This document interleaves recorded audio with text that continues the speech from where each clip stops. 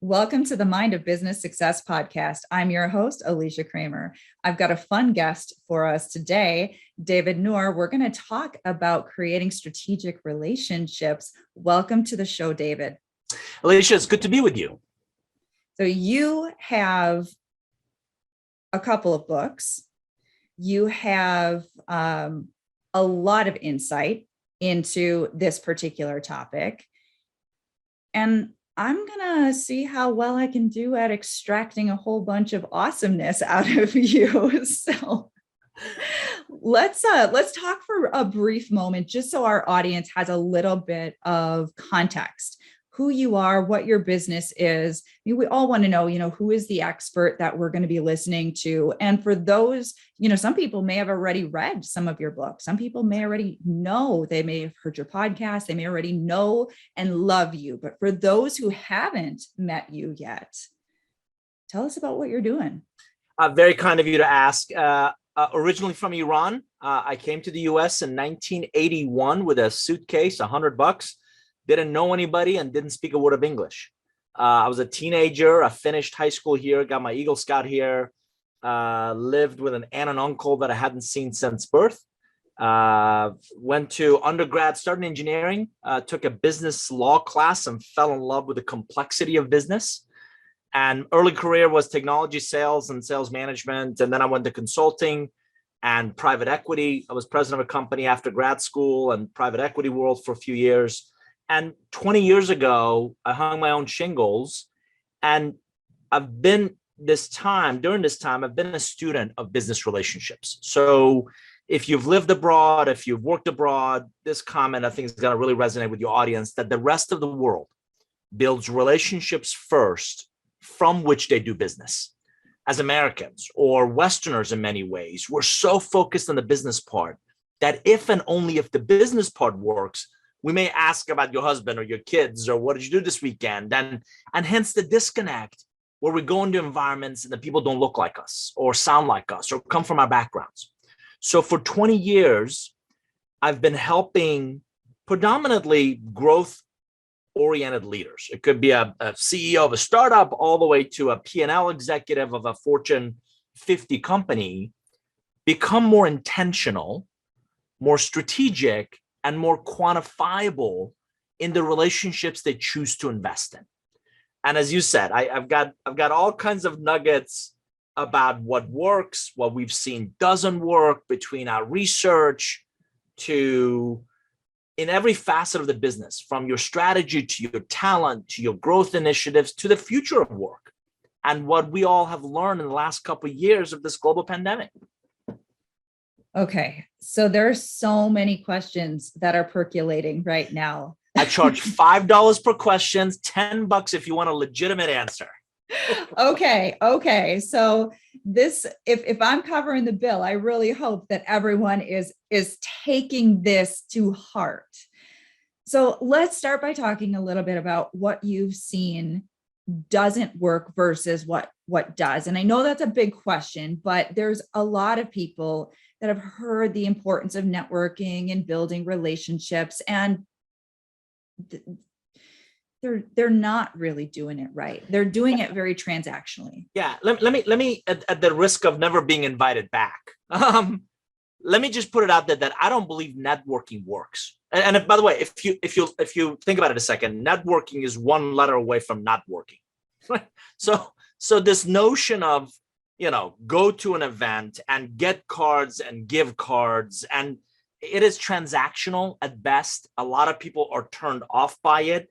I don't think small talk is going to make any lasting impression on anybody. So what I actually believe in, and what I've written about for some time, is what if you focused on fewer individuals, fewer relationships, but became very intentional about building deeper, more meaningful relationships. And Alicia, let me ask you and your audience to think for a second. If you think about the last couple of years of this pandemic, we didn't spend more time with more people. We actually spent more time with fewer people, but it was people we knew and people we trusted and worked with. And whether they were clients or colleagues or friends or partners or whatever, we focused on fewer people and we actually felt like we got more done.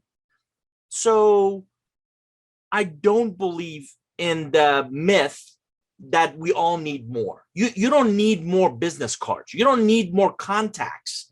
And if you want proof, you can pick up your smartphone right now and go to your contacts, look at alphabetical listing. And I have one question of you. Do you know any of these people? Because we're all very good at collecting contacts. Most of us are really bad at nurturing those and staying in touch with them and keeping our information fresh and touching base with them. And by the way, so many people lost loved ones during this pandemic. So many people moved. So many people changed jobs. How fresh is that information? How often do you proactively touch base with your network, with your relationships? So A, you don't need more. B, the quality of that information, the freshness of that information is more valuable than you can imagine. So use this podcast episode, use this conversation as an excuse to reach back out to your network and say, I've done a poor job staying in touch with you. I'd love to reconnect. And I'd love to hear how you're doing and what's going on with you. And what lessons did you learn through the pandemic? And what will you choose to do differently because of it? So if you do that, look at what's happening. You're reconnecting. You're having more meaningful conversations. You'll learn what's important to them. And only when you have that information can you then look for opportunities to add value, look for opportunities to enhance their life. Does that make sense? Does that resonate? I love it. Just as human beings, we want to feel like we're not just someone's target for cash in their account. That's a horrible freaking feeling. And it makes me cringe. All the LinkedIn messages we're recently getting of people who are trying to sell us. You don't know me. You don't know anything about me. You don't know anything about my business. I kid you not. I actually posted it as an article on LinkedIn. Somebody reaches out and says, have you ever thought about owning a business?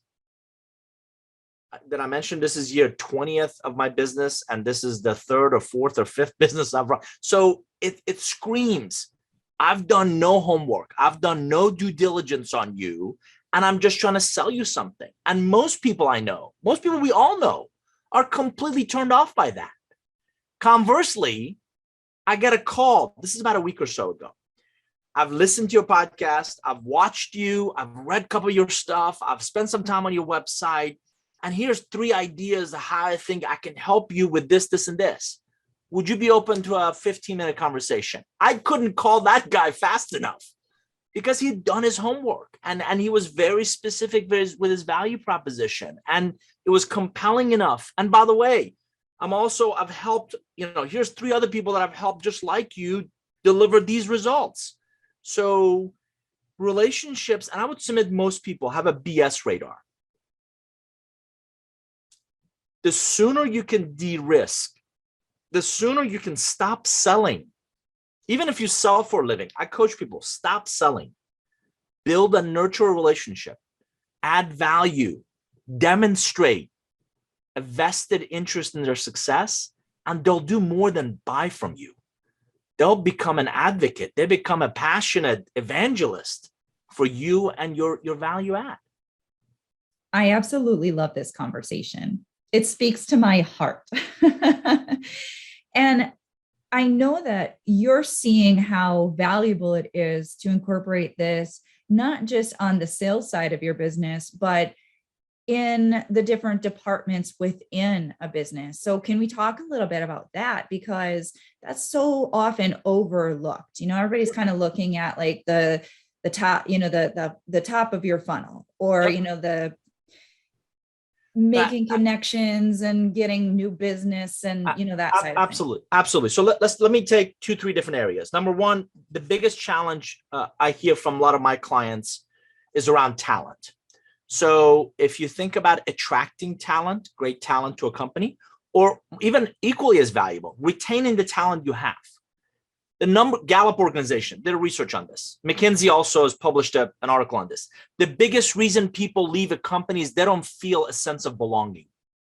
They don't feel like their ideas matter. They don't feel like they've heard, and they're not leaving jobs. They're leaving crappy bosses.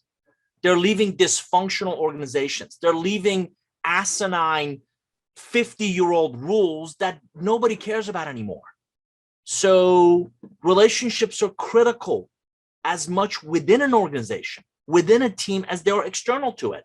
I'm willing to bet you John didn't wake up this morning decide to be difficult. John's wife was just diagnosed with breast cancer. Do you think he gives a flip about that project or that initiative? No.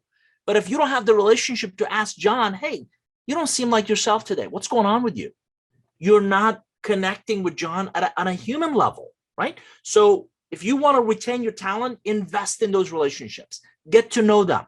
Get to know their spouses. Get to know their kids. Get to know what matters to them. Get to know why they're there.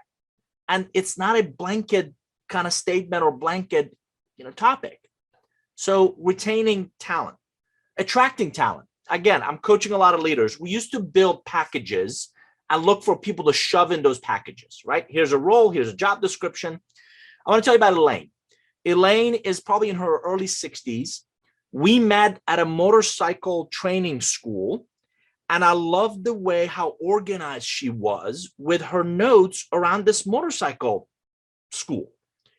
And as I got to know her, and as a group, we all went out to dinner, and her husband, and afterwards I said, I knew she wasn't working. I said, have you ever thought about, would you consider coming to help me?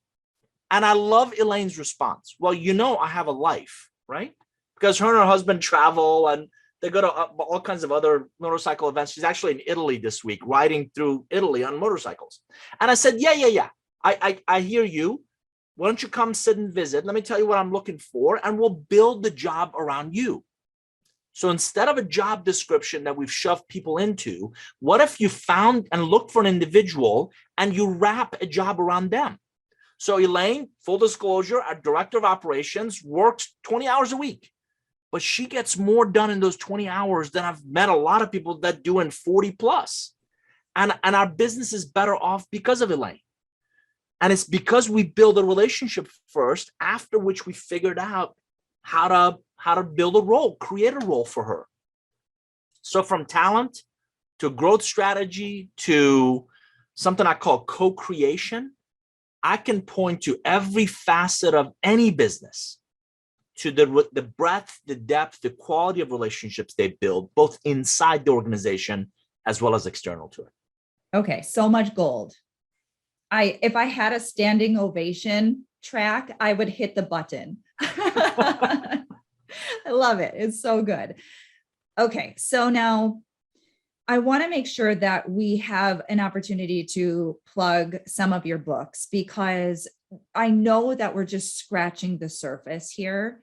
And I really do encourage people to go deeper. I love your energy. I love your mindset. I love what you're doing. Let's talk a little bit about the books so people can, get them and actually read them, right? We talked about that, right? How many of those books behind you did you actually read? You don't get the credit for just owning the book. You actually have to read it and then implement. Right.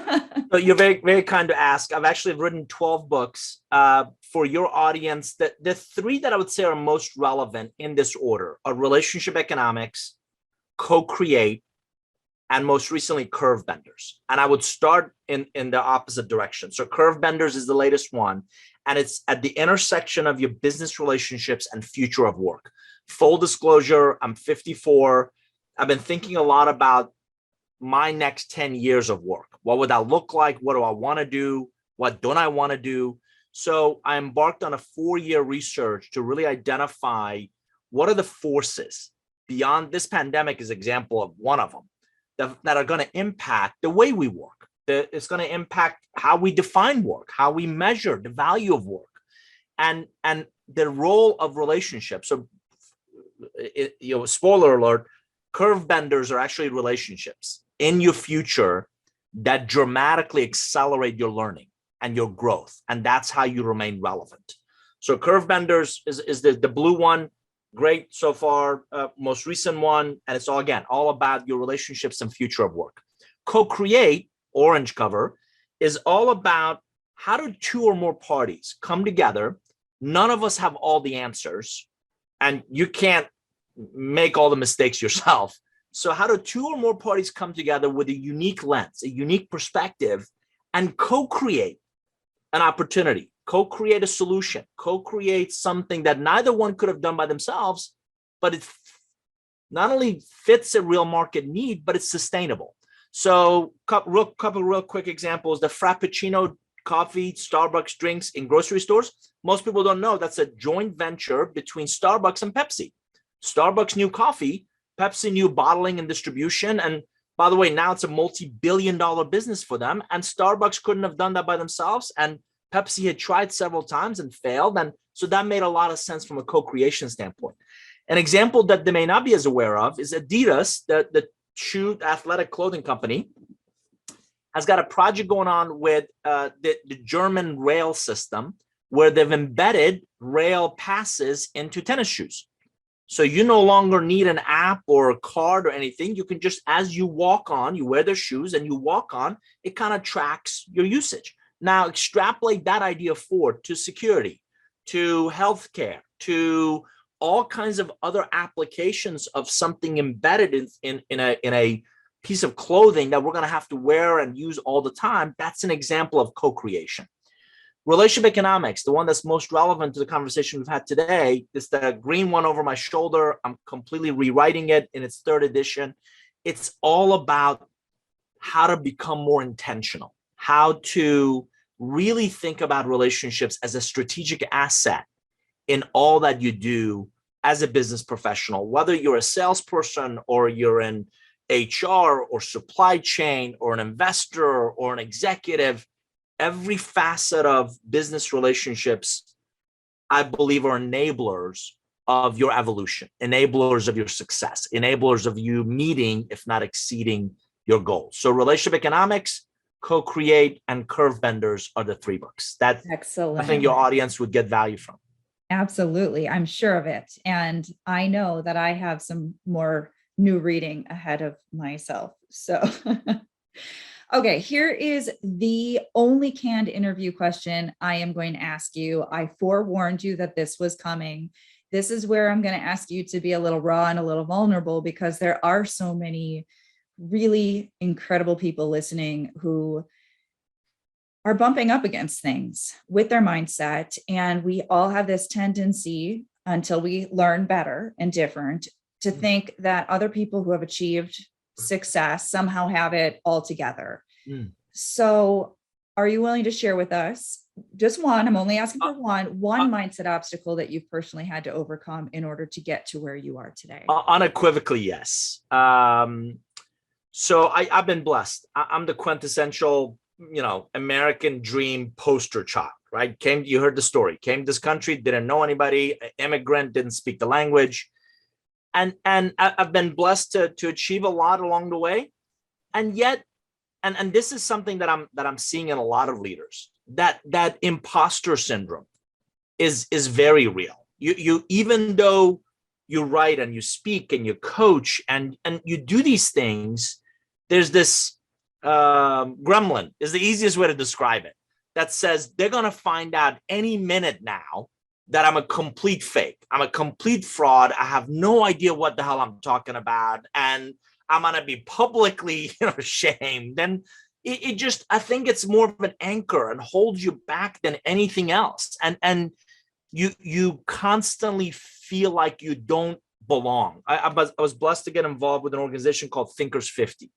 And this is the top 50 thinkers in the world. And they have a biannual gathering in London, and they recognize Tom Peters and recognize, Clayton Christensen and Amy Edmondson and a lot of amazing people that I've read and I've followed and I'm a student of. And you're in that room with a lot of other very accomplished people, and you have the sinking feeling of, am I in the wrong room? And I don't belong here. And well, you do. And your work is just as valuable. When a client says, I just became this executive and I earned this, and it was from what I learned from you so many years ago. Those are the kinds of things that refill your cup, and they give you the confidence, and you kind of have to keep kind of pushing ahead, keep forging ahead.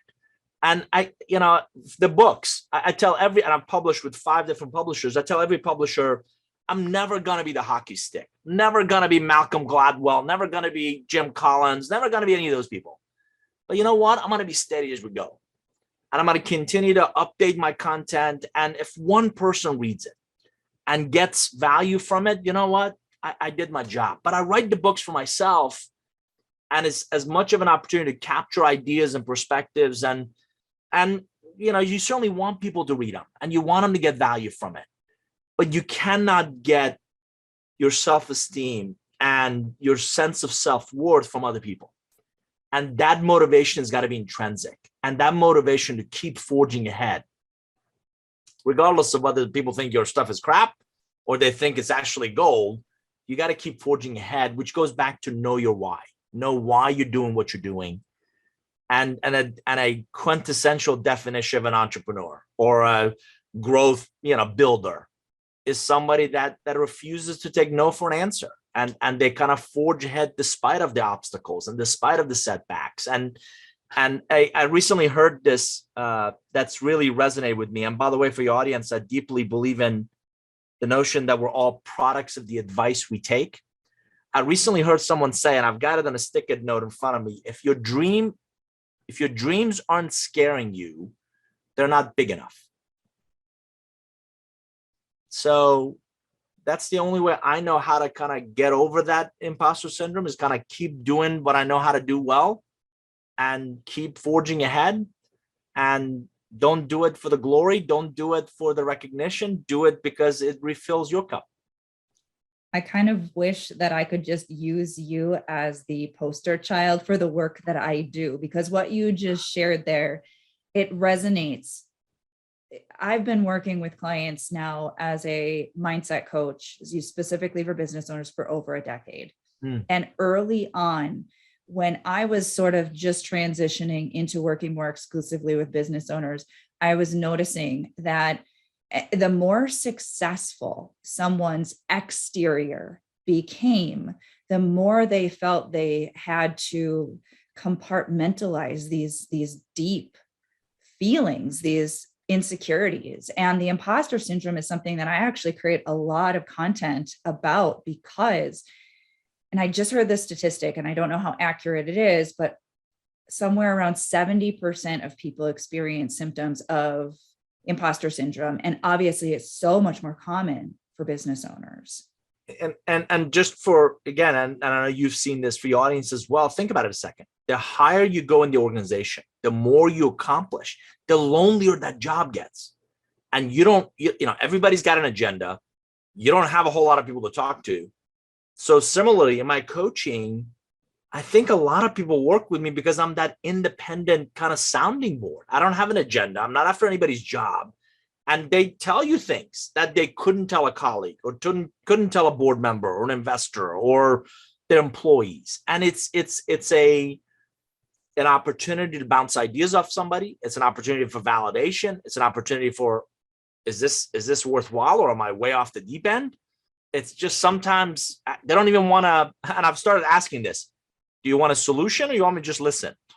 Which is a great technique for your marriage, by the way. I was like, do you want a solution or you want me to just listen? My husband and I have incorporated that into our relationship, and it is a good one. I highly recommend. Fantastic, right? Because I'm a fixer. You tell me about a problem, I'm going to try to fix it. Now, do you want a solution or you want me to just listen?